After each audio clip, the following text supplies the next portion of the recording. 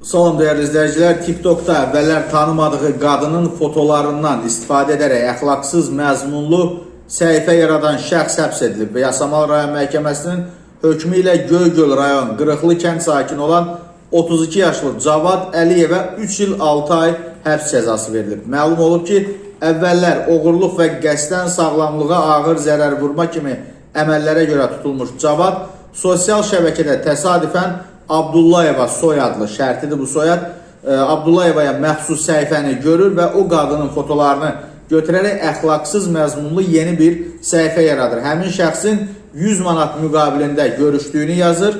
Abdullayeva bundan xəbər tutduqdan sonra Cavada yazaraq səhifəni bağlamasını tələb edir. Cavad isə səhifəni deaktiv etmək müqabilində dəyəri $54 olan jeton göndərməsini istəyir. Əks halda səhifəni silməyəcəyini və onu daha da rüsvay edəcəyini bildirir. Məsələ ilə bağlı polisə müraciət edildikdən sonra Cavad Əliyevin şəxsiyyəti müəyyənləşdirilir və ona Cinayət Məcəlləsinin 182-ci hədə-qorxu ilə tələb etmə maddəsi ilə iş açılır. Qeyd edək ki, daha əvvəllər də sosial şəbəkələrdə qadınların görüntülərini götürüb əxlaqsız səhifələr yaradan şəxs məsuliyyətə cəlb edilib.